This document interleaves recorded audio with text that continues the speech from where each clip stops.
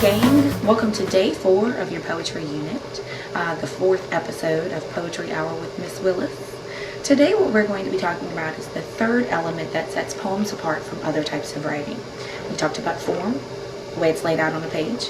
You talked about language, or the words that a poet chooses to use to create certain images.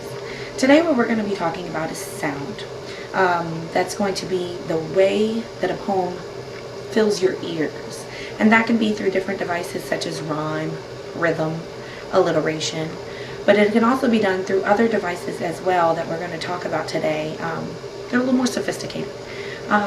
What I want you to really think about is, have you ever had a song that you really thought of as poetry? That the lyrics or something about it just had a really creative way of putting words together? Well, sometimes songs can be considered poetry, and we'll be looking at that as well. But what we're going to start off with is I'm going to read you a poem called Turtle. This is in your poetry packet for day 4.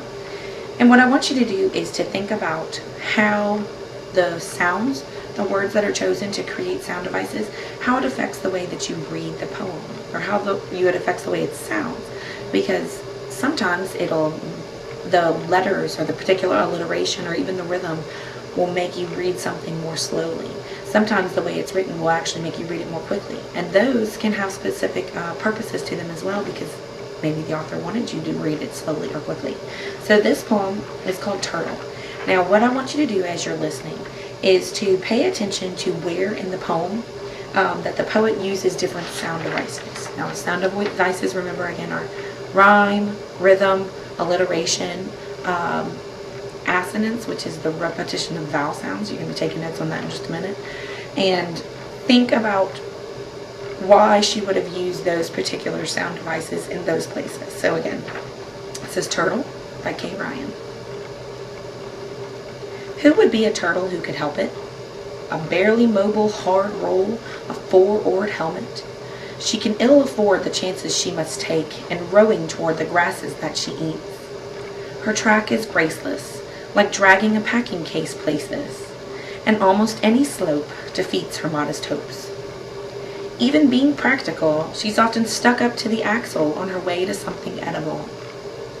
With everything optimal, she skirts the ditch which would convert her shell into a serving dish. She lives below luck level, never imagining some lottery will change her load of pottery to wings.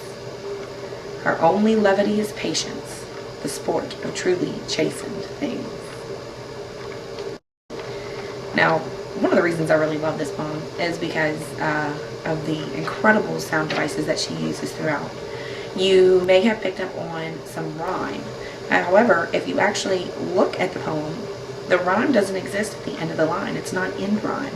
Instead, the rhyme is created throughout the middle of the poem. We call that internal rhyme. Like for instance, you have where can I find one?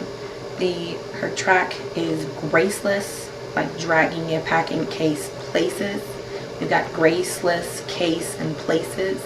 Even though they don't rhyme exactly, you're obviously hearing the same sound repeated. You may notice the long A sound, or you may notice the S sound.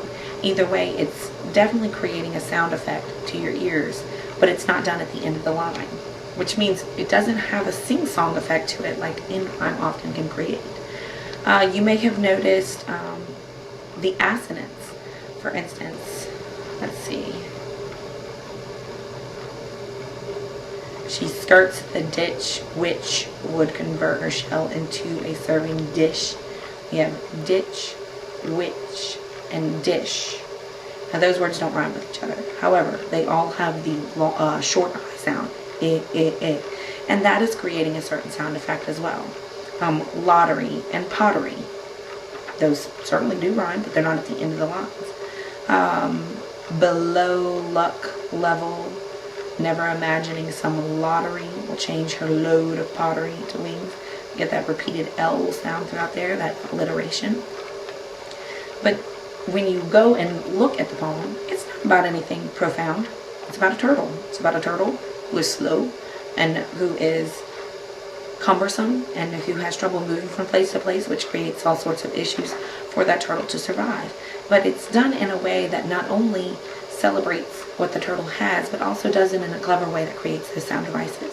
So when you're looking through your poems today and you're thinking about those sounds that the poets use to create meaning, you're also going to be using those sound devices to create meaning in poems that you're going to be writing today as well. So enjoy your lesson on sound, and I will see you next class.